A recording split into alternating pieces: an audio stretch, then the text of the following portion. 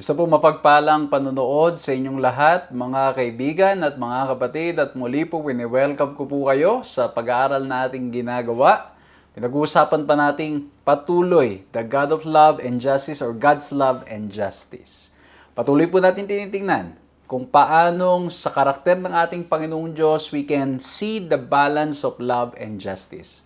At tunay nga na ito yung isa sa pinakamahirap na magawa natin bilang tao. Sometimes we are too much loving that we tolerate sin, and sometimes we are too much into justice that we cannot show love.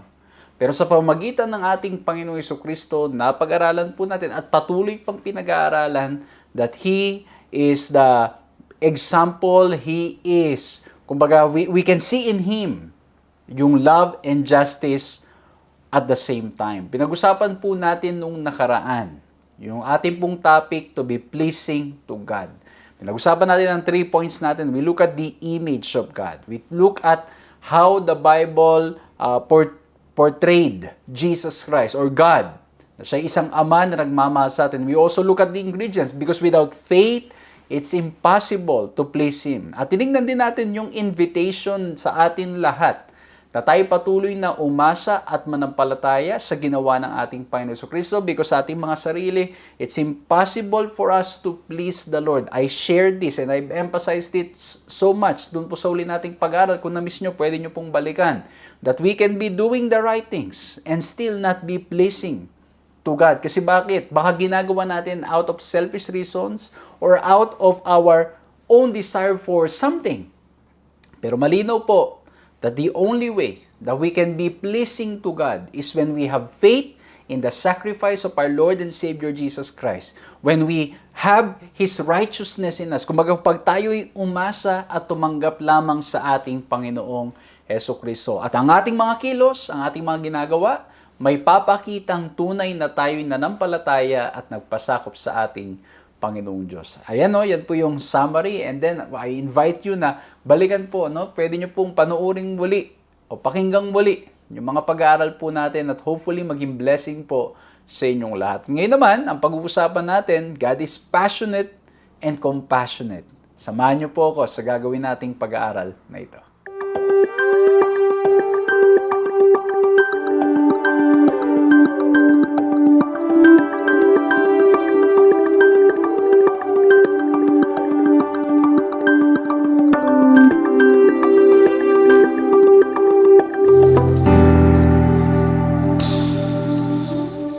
Ako po si Pastor John Alexis Mercado at patuloy po kayong sumusubaybay sa paglilingkod na pinagkakaloob sa inyo ng 3 Points Ministries at ganun din po napapanood din naman tayo sa Hope Channel.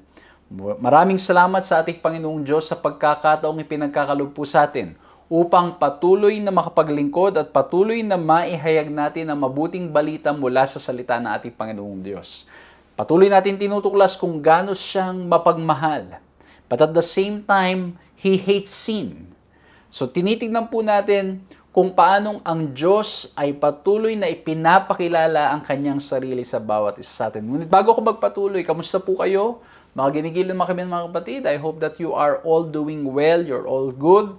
And pinapasalamatan ko po ang ating Panginoong Diyos sa pagkakataong ibinigay po sa inyong lingkod upang madalaw at mapaglingkuran ang iba't ibang mga kapatid po natin sa iba't ibang lugar, iba't ibang mga bansa. And kasalukuyan nga po ngayon ay we are in an itinerary, traveling to places to share the good news of salvation and how we can utilize our social media, digital platforms all for the glory of God. So muli po, maraming salamat sa lahat ng mga kaibigan at mga kapatid na nagbubukas ng kanilang mga tahanan, ng kanilang nag-share ng kanilang mga resources para nang sa ganun ang ating ministry ay makapagpatuloy. Maraming salamat po sa lahat po ng mga sumusubaybay. Maraming salamat po sa lahat ng aming mga kaibigan. At dahil po sa inyo, ginagamit kayo ng ating Panginoong Diyos, ay marami po tayong nagagawang paglilingkod and we hope to continue doing this all for the glory of God. Maraming salamat din po sa pagpe-pray po ninyo sa inyong lingkod and hopefully ang ating health ay patuloy pong maging okay para nang sa ganun ay mas marami po tayong mapaglingkuran. Muli po, maraming salamat at kung ito po unang pagkakataon na nakakasama namin kayo, we invite you to like, to subscribe, to hit the notification bell, to follow our page para po nang sa ganun ma-notify kayo sa mga pag-aaral natin. At kung lagi na namin kayong kasama, pakishare nyo naman po or kahit mag-react kayo na, mag-like kayo dyan, mag-heart kayo dyan. Dahil sa pamamagitan po niyan ay nakakatulong po yan para nang sa ganun mas maraming ma-reach out, mas maraming marating ang ating ginagawang pag-aaral. Nawa po maging blessing po ang isi-share po namin sa inyo ngayon at maging pagpapala din naman sa mga kaibigan ninyo na ma-share o makakapakinig nitong ating pag-aaral na ito. It is our great joy na patuloy pong mapaglingkuran po kayo sa loob ng ilang taon. Salamat po sa inyong patuloy na pagsama at sa biyaya ng Panginoon, tuloy-tuloy po natin nagagawin ito all for His glory. Okay? So ngayon po, hingin po natin ang katalinuhan at kapangyarihan ng gagaling sa ating Panginoong Diyos upang nang sa ganun ay maunawaan natin ang ating pag-aaralan ngayon. Let's bow our heads and let's pray. Ama po naming Diyos, dakil at makapangyarihan sa lahat, maraming salamat po sa pagkakataong ipinagkaloob niyo po sa amin upang makapag-aral ng inyong mga salita. Patnubayan niyo po kami at nawa pong lahat ng mga bagay na aming mga mapapakinggan, lahat ng mga bagay na aming mapag-aaralan ay makatulong upang mas lalo po kaming mapalapit sa inyo. O mahal na Diyos, sa aming mga sarili, kami mga mahihina. Sa aming mga sarili, kami, Panginoon, ay walang kakayanan. Ngunit salamat po na sa pamagitan po ninyo, sa banal na Espiritu, na magbubukas ng aming mga puso't isipan, ang mga bagay na aming mapag-aaralan ay magiging malinaw sa amin at mas lalo po namin kayong makikilala. Salamat, Panginoon, at dama po namin na bagamat kami magkakahiwalay sa pamagitan po ng technology, ay nagkasama-sama kami, nararamdaman po namin ang inyong presensya.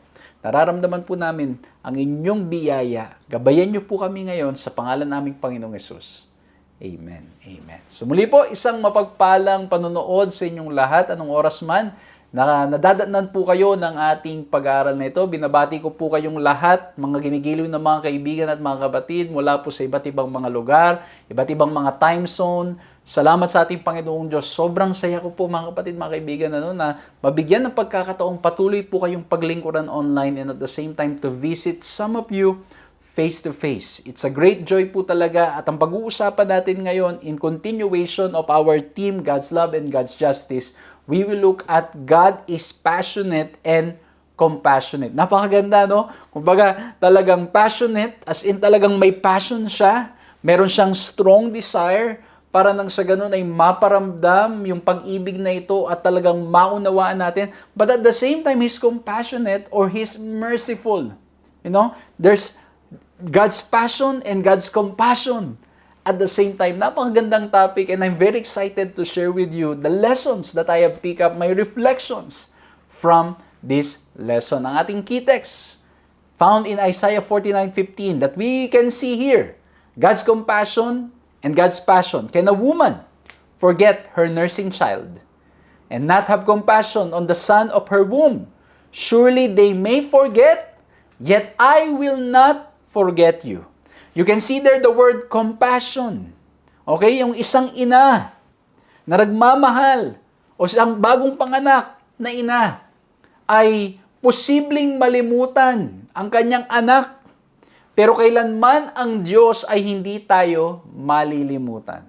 We can see there the compassion, the mercy of God for us that He will not forget, but at the same time, He's so passionate that even after the things that we have done, He still is a loving God and He never forgets us. Amen?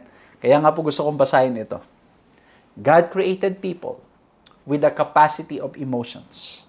And God Himself is displayed throughout Scripture as experiencing profound emotions. If God can experience deep emotions, as the Bible consistently portrays, then emotions cannot be intrinsically bad or irrational. For the God of the Bible is perfectly good and possesses perfect wisdom.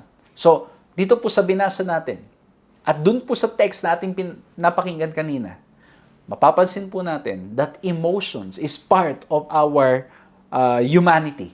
But at the same time, we can also see that in the Bible, it expresses yung deep emotions ng ating Panginoong Diyos para sa bawat isa sa atin.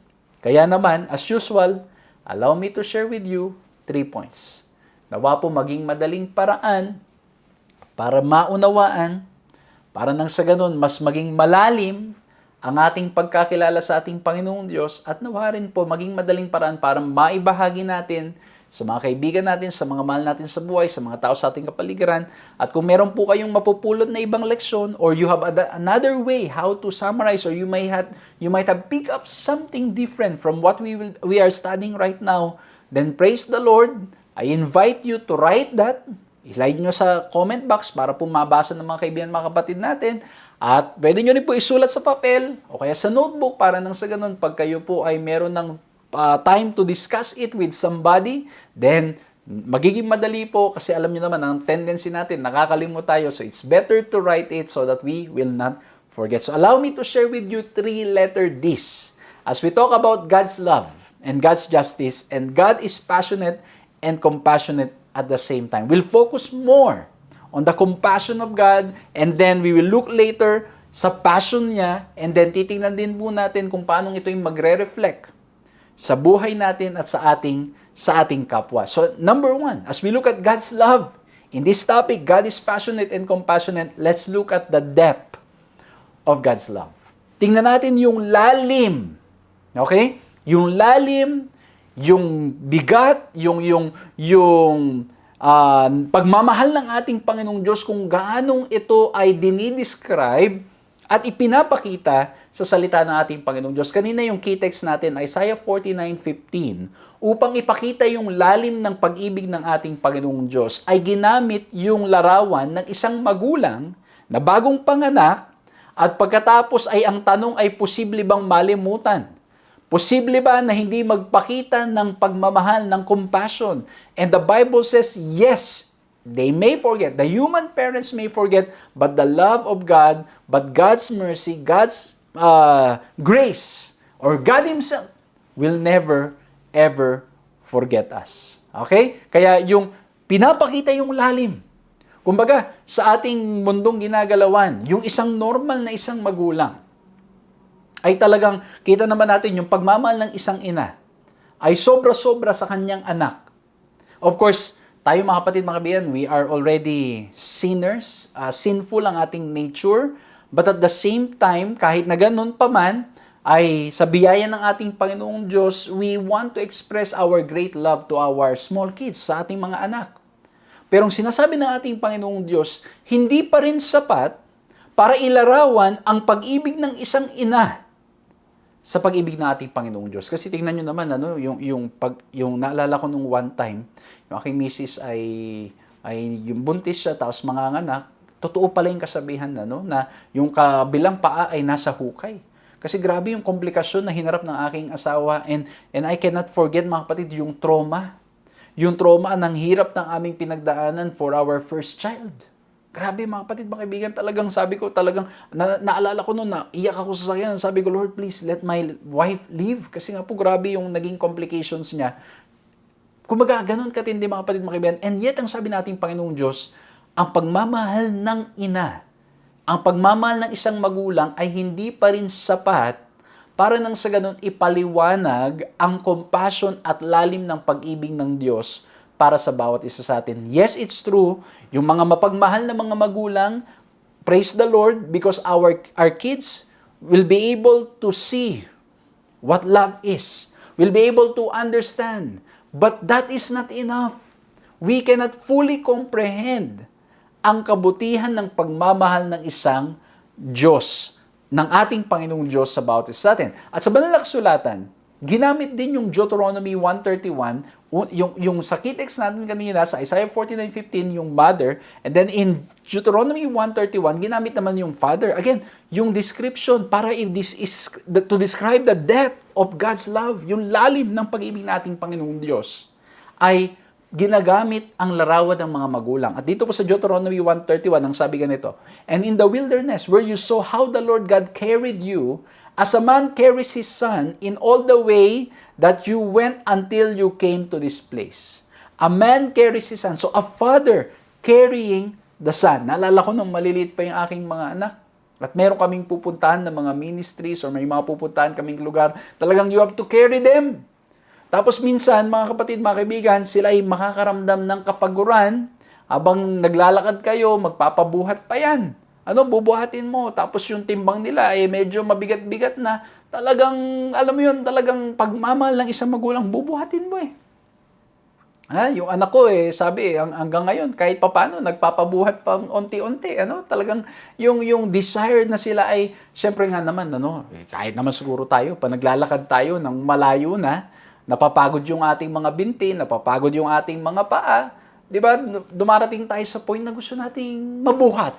Kaya naman, di ba, pag merong pagkakataon na makasakay ng sasakyan, salip na ikaw ay maglalakad, magsasasakyan ka na lang.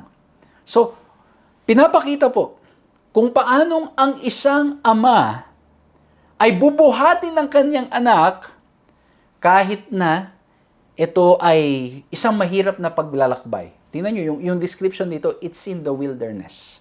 At kung papansinin nyo po mga kapatid, if you look at the context of this story, ang mga Israelita, ang bayan ng ating Panginoong Diyos, in the Old Testament, the Lord carried them. Kahit na sila'y ulit na nagkakasala at nagkakamali, and that's why they have to go around the wilderness because of their hard-headedness. At minsan ganun din ang nangyayari sa atin. We have to go around and round. We have to go through difficult times, and yet the Bible describes the love of God, the depth of God's love, that He carries us. Binubuhat tayo ng ating Panginoong Diyos. The Bible often uses the imagery of parent-child relationship to depict God's amazing compassion for people, emphasizing that God's compassion is exponentially greater than even the deepest and most beautiful human expression of the same emotion.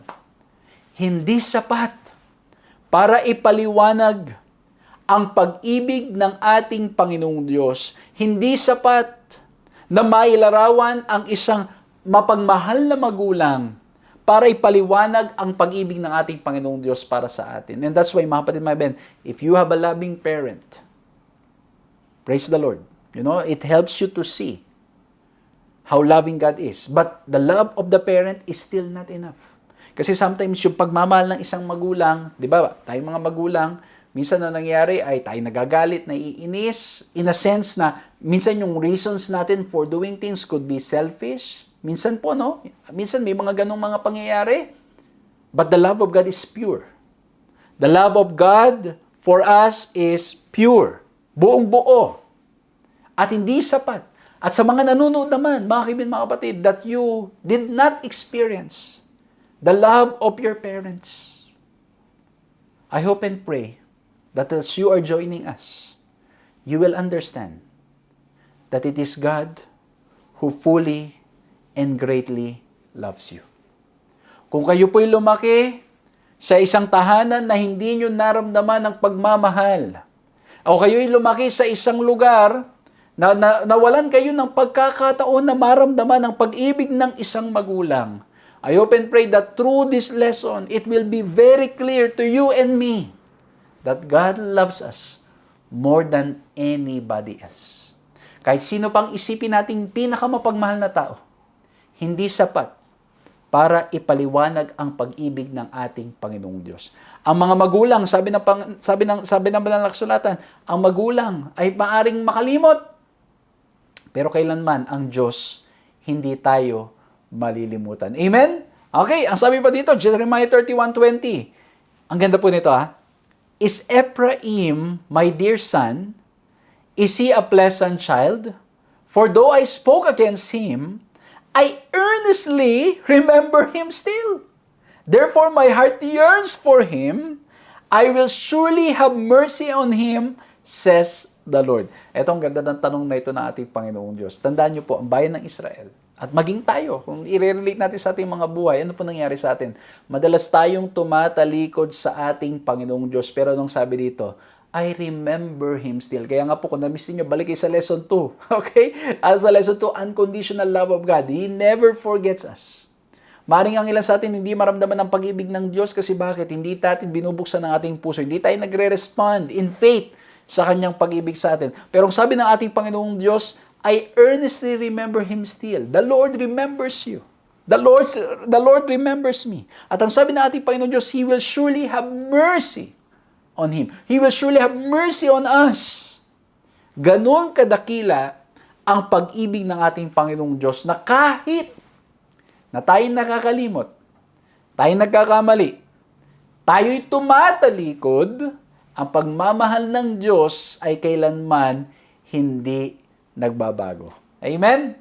Pero ito, kasi nga po, again, we're looking at God's love and God's justice. At mamaya, mas ipapaliwanag ko pa po, itong klase ng pag-ibig na ito.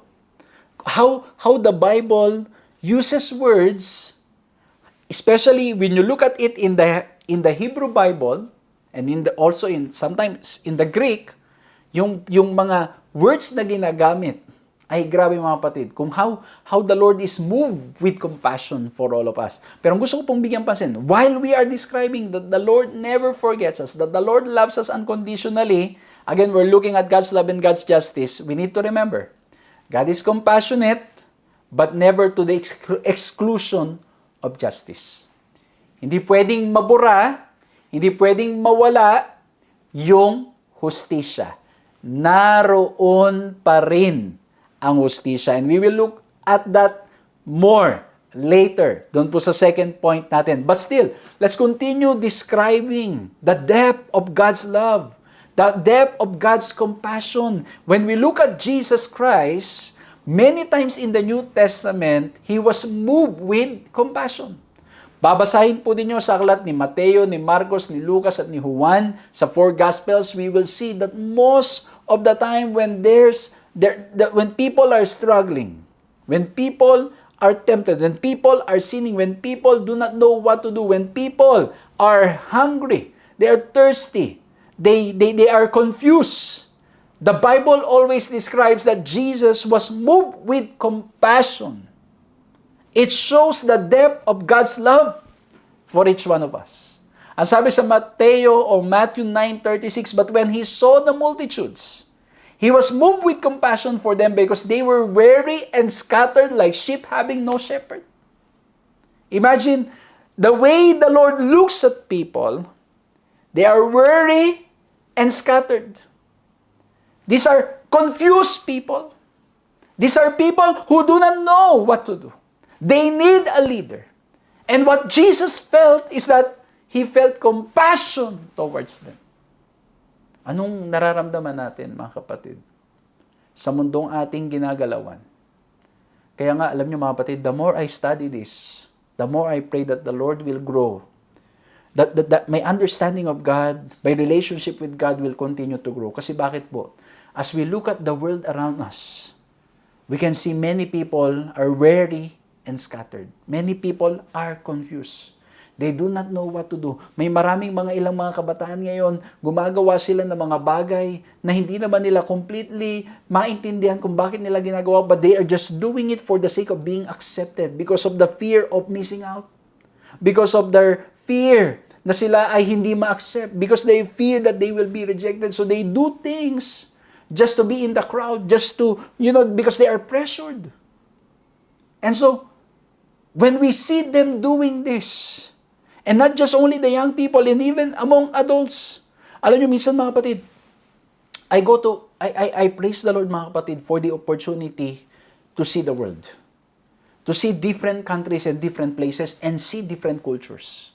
Minsan mga kapatid, meron akong pupuntang isang lugar and sakto pagpunta po doon ay meron silang mga festivals na sineselebrate at makikita natin doon mga kapatid, mga kaibigan, yung mga festivals nila and mga practices in their temples na ang nangyayari po ay they are really worshiping gods at gumagawa sila ng mga bagay na talagang makikita mong ikapapahamak nila, and yet there are many people na for the sake of, especially nowadays, alam niyo naman ngayon, everybody wants to be a content creator. Gusto mayroon silang may content sa kanilang mga social media so they can blog it, take a picture of that, and post it online.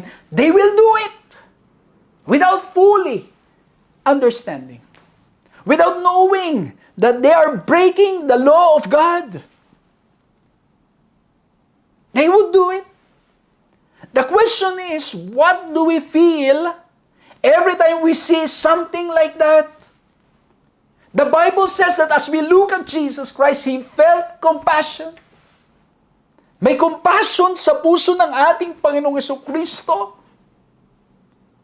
He loves us so much. Then when we turn away from the Lord, when we continue sinning, He looks at us with compassion.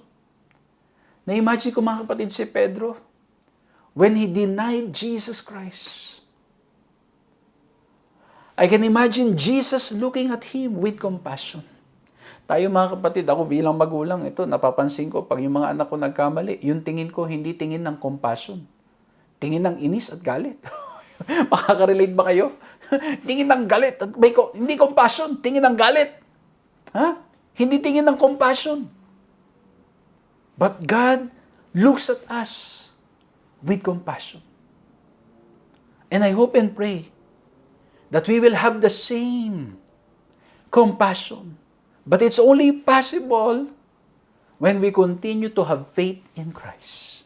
When we continue to understand that He's reaching out to us, that His compassion towards us is so much, and when we respond to it, that's the only time na magagawa po nating magpakita rin ng compassion. We'll deal more of that later. Pero ang point dito mga kapatid, as we look at the New Testament, it describes the depth of God's love. At ito ang ganda nito sa Matthew 23:37. Ang sabi diyan, how often I wanted to gather your children together as a hen gathers her chicks under her wings, but you were not willing. Because of the compassion of Christ, the Lord wanted to gather us. The Lord wanted us to come, but we are not willing. Hindi na tayo handang ibigay yung 100% natin sa ating Panginoong Diyos. Hindi natin ready 100% isuko lahat sa Kanya. The Lord wants to call us, the Lord wants to gather us, but the question is, are we willing? Mga kapatid, mga kaibigan, the Lord is calling you and me. The question is, are we willing? Are we ready to give it all up para sa Kanya? Alam niyo, ang ganda pa po nito. Pag chinik po ninyo yung original na salita sa Griego for the word compassion, at maging sa Old Testament, ang ginamit dito ng mga words, para po mapadali natin, madaling mapaliwanag, ang ginamit po ng mga words dito has something to do with the internal organs. Kumbaga yung sinabi diyan sa, and He was moved with compassion. It's like yung gut, o yung let's say, yung intestines mo sa loob, yung kidney mo, yung stomach mo, ay gumalaw. Parang yung kasabihan na bumaliktad ng singmura. Bumaliktad. Because of, yung nakita ng ating Panginoong Diyos. Ang kalagayan nating mga tao. Ganon, yung words na ginamit, kung pag-aaralan natin, at yung root word nung text, kumbaga parang yung intestines, yung kidney at nag-iba-iba na yung pwesto. Sa pagtingin ng ating Panginoong Diyos, para nang sa ganon, ganon katindi yung description ng compassion ng ating Panginoong Diyos sa atin, na yung compassion is being rekindled. Yung compassion ay nagigising. Okay? Nabubuhay. At yung pagkabuhay, yung parang, alam mo yun, yung biglang bumaliktad yung iyong... Madalas, di ba, pag bumabaliktad yung sikmura, kapag meron ka lang nai-experience na matindi. Pero dito mga kapatid, He was moved with compassion as if, there's intestinal movement sa katawan. Sa description ng ating lesson, it's a gut-wrenching love. Ganong kalupit, ganong katindi. At ang isa sa mga kwentong gusto kong i-share sa inyo ay yung kwento ng babae na meron siyang anak at pagkatapos kinuha sa kanya at pagkatapos nandun sila ngayon sa harapan ng hari at ang sabi ngayon ay nagkiklaim itong dalawa na kanilang anak pareho yun. Ang naging solusyon tuloy, ang sabi ng king, o sige, ganito na lang gawin natin. Para matapos na itong usapan na to, hatiin natin ang baby at pagkatapos ibigay natin sa isa at ibigay natin sa kabila. So at least fair kayo na hating baby. Ang sabi sa verse 26 ng 1 Kings 3, then the woman whose son was living spoke to the king, for she yearned with compassion. The compassion was kindled. It's a gut-wrenching love. Yung intestines niya parang biglang kasi nag-aaway sila eh. At talagang yung nanay, syempre gusto niya makuha yung anak niya. Ang nangyari mga kapatid, nung sinabing hahati na lang yung baby, ang nangyari mga kapatid, parang bumaliktad ang sikmura niya at yung kanyang compassion was kindled. At ang sabi niya, and she said, "Oh my Lord, give her the living child, by no means kill him." Kumbaga sinasabi ng ina, di bali nang mapunta na lang sa kanya kesa na mamatay yung aking anak. Pero ang sabi ng isa, let him be neither mine nor yours, but divide him. At doon na-identify kung sino ang tunay na magulang. Ang point mga kapatid, yung image is that yung emotions, yung naidudulot na pangyayari sa katawan Para nang sa ganun, o yung description sa Bible na ang ginagamit ay physical na mga parts ng body na it's moving. As they are yearning to have compassion, as they are moved with compassion, ganun katindi. Mga kapatid, mga kaibigan, na willing tiisin ang lahat ng yun dahil sa pag-ibig sa bawat isa sa atin. Ito, ikwento ko lang, pag kayo ay may nakain na, alam mo yun, na hindi maganda. Di ba, sakit ng tiyan, talagang sakit ng tiyan mo, parang gusto mong magbawas, gusto mong sumuka. Pero yung meron kang gustong gawin, ito mga batid, I know this illustration will not be enough to fully describe, pero gusto ko lang gamitin, ito na lang, siguro, nitong nakaraan, yung anak ko, ay meron siyang bigla pong nilagnat. Tapos ang sabi niya sa akin, ayun pala, nung umaga pa lang, masama na yung pakiramdam niya. Pero ang sabi niya, Daddy, kahit na masama yung nararamdaman ko, yung throat ko at marami pang iba, ayoko maging absent. Because I don't want to miss the 100 days of school. I don't want to miss.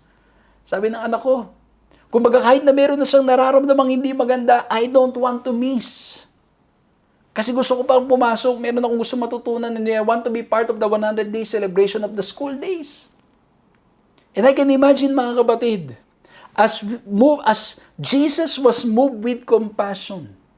It's possible na, if we will stick to how the words were used, or the meaning of the word, or the root word of that, move with compassion, na, there's intestinal movements, yung expression na ginagamit, and yet, the Lord loves us so much, na kahit nagkabali-baliktad na yung nararamdaman at singmura, mga kapatid, ang nangyari, tuloy-tuloy pa rin ang pag-ibig ng ating Panginoong Diyos para sa atin.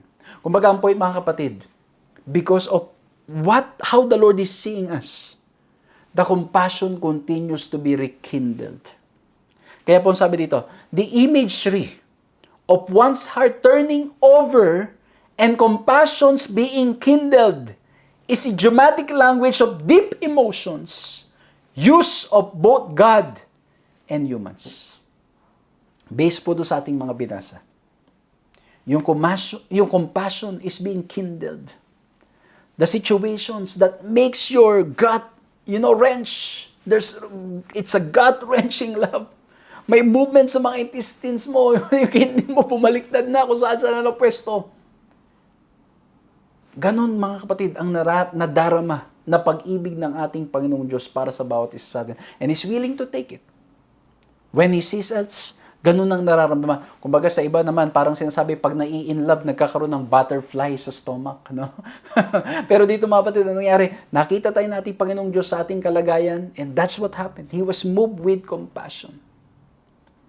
The way it is described in the Bible, the way it is described when you look at the original text, or if you look at the meaning of the word, the root word, where it came from, nagpapakita ng dakilang pag-ibig ng ating Panginoong Diyos.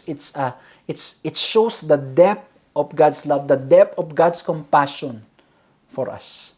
That He's moved with compassion every time He sees us. May movement na nangyayari sa kanyang physical na pangangatawan. Again, mga kapatid, these are idiomatic language. These are kumbaga, ginagamit na mga paglalarawan kung paanong yung compassion is being kindled and is being, it's being encouraged, para sa bawat isa sa atin. Ganun katindi ang pag-ibig ng ating Panginoong Diyos. Just how He sees us. He sees us falling. He sees us not knowing what to do. He sees us weary and scattered. He's moved with compassion for us. So number one, mga kapatid, we look at the depth of God's love. Makita natin yung emosyon ng ating Panginoong Diyos, how it is described in the Bible. And I hope and pray that the more we see kung gaano kalalim ang pag-ibig ng ating Panginoong Diyos, the more we want to embrace that love. The more we want to surrender ourselves to Him, the more we want to be filled with His love. Now, let's go to the second point, which is the devotion of His love. The devotion of His love. Dito napapasok yung passionate God. Because why? In Deuteronomy 4:24 it says, "The Lord your God is a consuming fire a jealous God. Ayan. Ito magandang pag-usapan natin mabuti ito. Ano bang ibig sabihin nitong jealous God? Kasi tayo, pag nagselos tayo, ano nangyayari? Yung selos natin, may galit, may puot, may pagkainggit, may masama tayong mithiin at intention sa ating kapwa tuwing tayo nagsiselos. Anong ibig sabihin kapag ginagamit yung terminology na a jealous God? This came from the Hebrew word Elkanah. Okay? Ang maganda sa New Testament, when Paul wrote something about jealousy, he mentioned something nakakaiba. Basahin natin sa 2 Corinthians 11 verse 2. Ang sabi, "For I am jealous for you with godly jealousy. For I have betrothed you to one husband that I may present you as a chaste virgin to Christ." Pasinin niyo yung salitang, "I am jealous for you with godly jealousy." What do you mean, Lord? O what do you mean, Paul? Godly jealousy. Meron palang banal na pagsiselos? Well, eto mga kapatid. Because our concept of jealousy is infected or affected because of sin. Kaya sa atin, pag minabanggit yung salitang selos, it's completely a different understanding. Ang concept natin ng jealousy ay medyo hindi maganda, masama, at merong masamang mithiin towards another person. But God's jealousy is different. Because God's jealousy is only and always the righteous kind and may better be spoken as God's passionate love for His people. Kumbaga mga kapatid, every time the term jealous God is being mentioned in the Bible, it is as if it's saying that God is so zealous or passionate in His love for humanity. That He is so passionate na maunawaan natin, maintindihan natin yung pag-ibig ng Diyos para sa bawat isa. That the Lord wants us to know and to understand His love for us. Kaya ang ganda po nito, basahin natin pa to ha. God's jealousy or passionate love lacks the negative connotation of human jealousy. It is never envious, but always the proper righteous passion for an exclusive relationship with His people and for their good. Again, every time the word jealousy, God's jealousy, is being mentioned in the Bible, it means that He's so passionate for His love for us that He wants an exclusive relationship with Him and with us. Kaya dun papasok yung sinasabi sa Bible, "You shall have no other gods before me." And He's a jealous God. Why, mga kapatid? He wants exclusive relationship with Him. Why? Because it is for our good. Ito'y para sa ikabubuti ng bawat isa sa atin. Teka lang, Pastor, paano naging ikabubuti natin na talagang exclusive lang yung relationship natin sa ating Panginoong Diyos? Kasi ganito po. All the other gods will only make you lonely. All the other gods will only harm you, destroy you, and put you to a difficult situation. But it's only God and Him alone who desires our 100% good. Na mababuti talaga tayo. Kumbaga, itong pinakamagandang description dyan, mga kapatid, mga kaibigan. Kumbaga, ang sabi ng ating Panginoong Diyos, huwag kang iinom ng ibang tubig, ito lang ang iinumin mo. Kasi bakit? Hindi dahil ipinagkakait ng Diyos yung ibang tubig. Hindi dahil nagpo-promote lang ang Diyos ng isang brand. Kundi dahil alam ng Diyos, doon sa ibang mga tubigan, mapapahamak tayo. Doon sa ibang tubigan, sasakit ang ating tiyan. Naalala ko na minsan may pinuntahan po akong isang bansa. Hindi ko na po sasabihin kung saan. Pero ang sabi sa akin, nung pagpunta ko doon, Pastor, make sure that you only drink this brand of water here in our place. Siguraduhin mo, yan lang inumin mo. Kasi maraming ibang mga brand na ibibigay sa iyo, pero yung brand na yan ay hindi maayos ang pagkakalinis ng tubig. I-offeran ka ng tubig ng marami, make sure not to drink it kasi bakit? Mapapahamak, sasakit ang tiyan mo. Kasi it's contaminated water. Kaya ang sabi sa akin, yan lang ang brand ng tubig na iyong iinumin. Tayo naman, mga kapatid, alam nyo na, may instruction na nga. Ayun lang yung brand ng tubig. Tayo naman minsan, mga kapatid, alam nyo naman, tayo ay nagtitipid. Nagtitipid! Kasi alam nyo naman, mga kapatid, pag nasa airport ka, nasa ibang lugar ka, minsan yung tubig napakamahal. Siyempre, gusto mong makatipid para hindi ka naman masyadong gagastos. Okay? Hindi ka gagastos at hindi lang gagastos. Para nang sa ganun ay yung, alam mo yun, you get to keep some of that funds for something para may gamit mo sa ministry or for your family or for other things na pwede mong i-reserve yung fund. So, ang ginawa ko mga kapatid, hindi ko sinunod yan. Sabi na yun lang ang brand ng tubig. Aba, kung ano yung may nakita akong ininuman ko. Alam mo yung nangyari? 16 hours na ako yung mga kapatid, nagloko ang tiyan.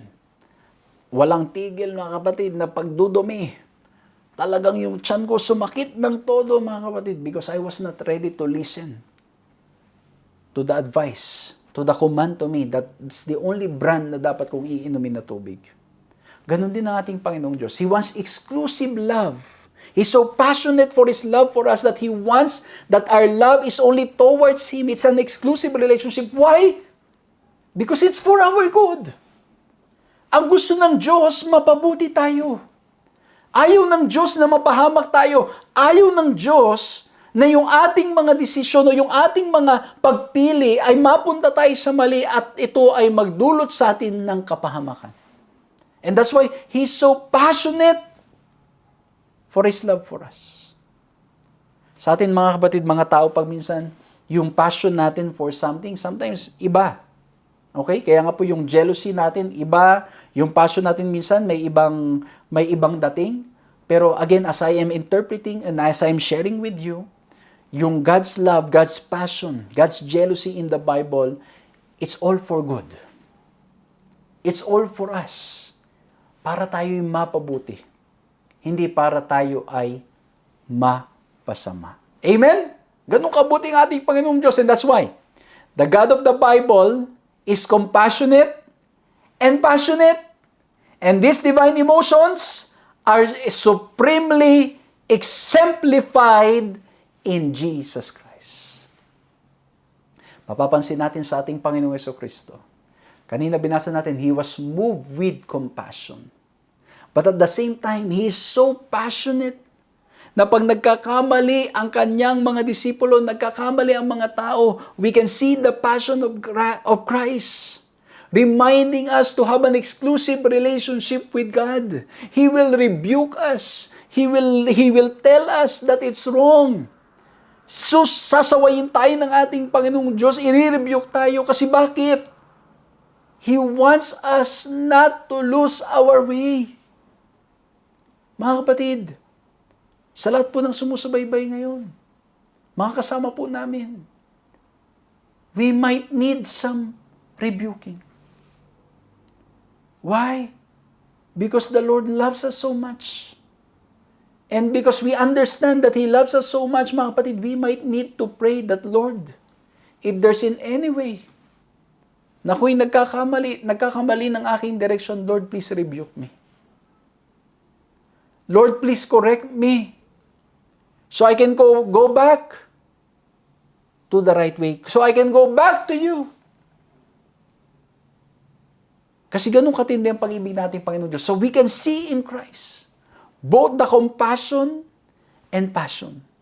Kaya ngayon, mapatid, pag binasa natin banal na kasulatan, yung mga pag-rebuke ni Jesus Christ, yung kanyang pagsabi sa temple na maling ginagawa ng mga tao, it's because the Lord is so passionate na ang gusto ng ating Panginoong Diyos, ng ating Panginoong Jesucristo, to have an exclusive relationship with God. Kasi ang exclusive relationship with God ang magdadala sa atin sa kabutihan. So number 1, we look at the depth of God's love. Number 2, we look at the devotion of His love. And number 3, let's look at the display of this love. Of His love. Bakit? Kasi ulit-ulit na nating binasa at pinag-aralan ng mga nakaraan, the display of God's love. John 3:16, of course, For God so loved the world that He gave His only begotten Son, that whosoever believes in Him should not perish but have everlasting life. Okay? Ganun yung display ng pag-ibig ng ating Panginoong Diyos. He is willing to give it all to us. Pero gusto ko pong bigyang pansin dito, yung display of God's love na ating naramdaman at ating tinanggap, it will also be seen and reflected sa ating pakikitungo, of course, sa ating Panginoong Diyos, at pakikitungo sa ating mga kapwa. Basahin natin ito, Romans 5:5.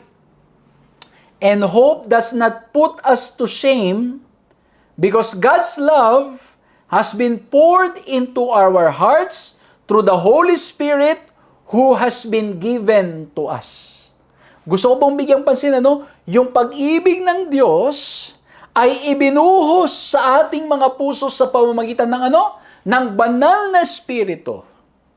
Okay? Sa pamamagitan ng banal na Espiritu, ang pag-ibig ng ating Panginoong Diyos ay ibinuhos sa bawat isa sa atin.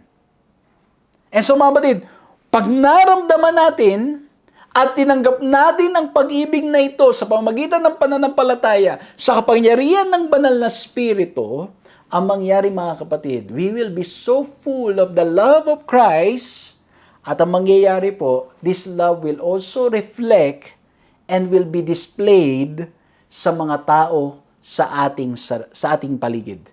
Makikita sa ating mga sarili. Kaya diyan papasok yung description. Alam niyo, madalas pag may kinakasal ako, ginagamit nila yung description sa Corinthians ng love, di ba? Love is patient, love is kind.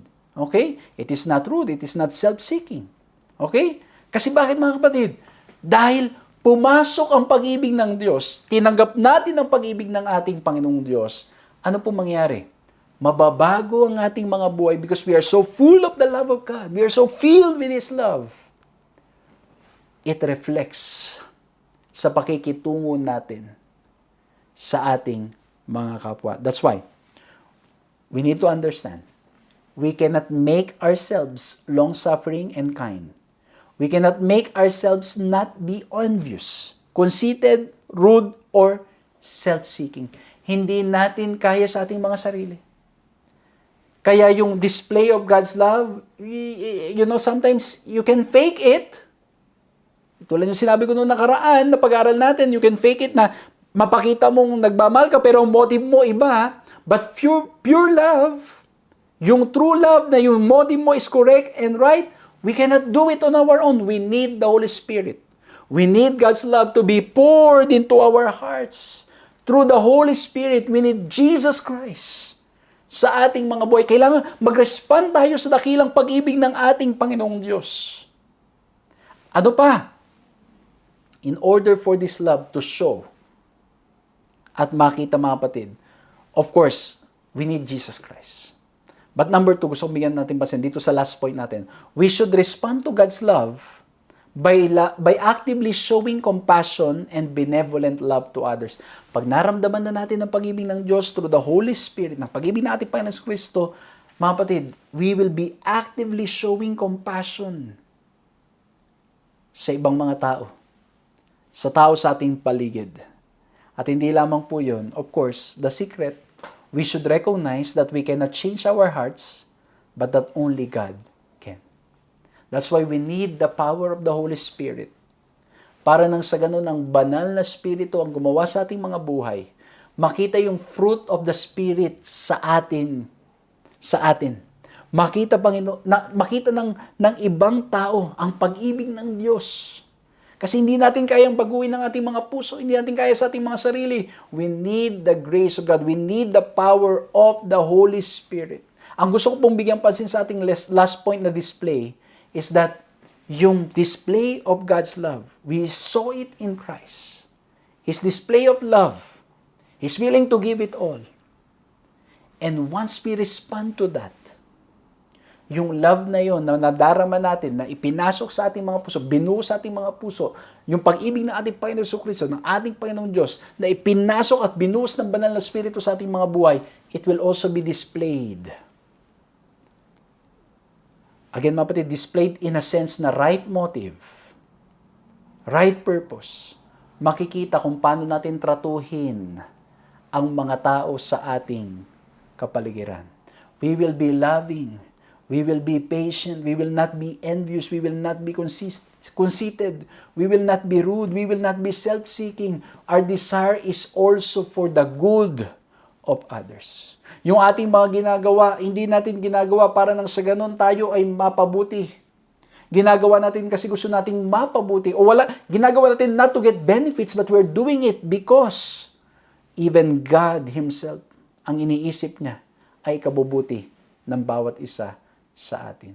So mga kapatid, the display of God's love in our hearts, in our life, mangyayari lamang, lalabas lamang ang bunga ng banal na Espiritu if we continue to allow the love of God to change us. If we allow the Holy Spirit to change our hearts.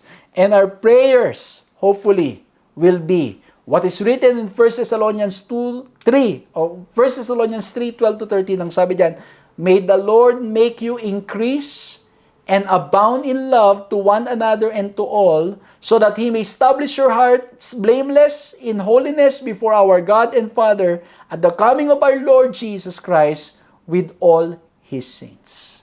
Ang panalangin nawa natin mga kapatid, patuloy na mag-increase ang ating pagkaunawa at pagkakilala sa ating Panginoong Diyos, at patuloy na ang mga puso natin ay mapuno ng pag-ibig ng ating Panginoong Diyos, mag-overflow ang love ng Diyos sa ating mga buhay, so that, mga kapatid, it will also overflow to the people around us.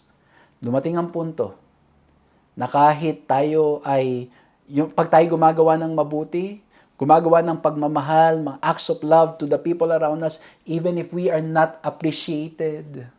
Okay? Even if tayo ay sinasabihan pa ng hindi maganda na tayo gumagawa ng mabuti, we will continue doing and loving others, not because we want to be appreciated, not because we want to get some benefits out of it, not because we want to showcase lang mga kapatid for the sake of showcasing ourselves. No. We will continue doing it even in the midst of all the trials, problems, persecutions, even in the face of all ridicule and mocking ng mga tao. Patuloy nating gagawin kasi bakit? Napuno, overflow ang pag-ibig ng Diyos sa ating mga buhay. Nawa po'y na-bless kayo. Dito po sa ating topic, God is passionate and compassionate. We look at the depth of God's love. We look at the devotion of His love, and we look at the display of His love. Nawa po mga kapatid, mga kaibigan, patuloy rin naman na tayong lumago sa ating relasyon, sa ating pag-ibig sa ating Panginoong Diyos. Nawa po ang ating pinag-aaralang ito makatulong para mas lalo tayong maging excited na kilalanin siya sa araw-araw. Let's bow our heads and let's pray. Maraming salamat, Panginoong Diyos, sa inyo pong mga paalala sa amin. Salamat po sa inyong dakilang pag-ibig na ibinubuhos nyo sa bawat isa sa amin. Salamat, Panginoon, na bagamat kami mga nagkukulang at nagkakasala, patuloy nyo kaming minamahal. Patawarin nyo kami, Panginoon, sa mga panahong kami sadyang tumatalikod sa inyo. Sa mga panahong sinasadya namin ang paggawa ng mali, Lord, tulungan niyo po kami. Help our unbelief, Lord. Help our weaknesses, Lord. Help us, Lord, na mas lalo pang piliin kayo sa araw-araw naming mga buhay. At nakita po namin, Lord, kung gaano katindi ang pag-ibig ninyo sa amin. Tulungan niyo po kami, Panginoon, na mag-respond sa pag-ibig na ito, at sa pag-respond namin sa pag-ibig ninyo, Panginoon, nawa po ay mas lalo kaming lumalim sa pagkakilala sa inyo, at ang pag-ibig rin naman ninyo na nararanasan namin ay may bahagi namin sa aming kapwa. Lord, ano man pong pagsubok, problema na aming nararanasan, we submit ourselves to you. Help us to love you more than anything else. Pagpalain niyo po ang mga kaibigan, mga kapatid na nakasama namin sa pag-aaral na ito. Patuloy po nawa naming maisukong aming mga sarili sa inyo sa pangalan ng aming Panginoong Yesus. Amen. Maraming salamat po sa inyong ginawang pagsama sa ating programang ito, at nawa po'y nakinabang kayo, nawa po'y na-bless kayo, at we invite you to please continue sharing our video. Paki-share nyo po sa mga kaibigan, sa mga mahal nyo sa buhay, para na sa ganun mas marami pong ma-bless at makinabang. At muli po, maraming salamat for continually praying and supporting our ministry.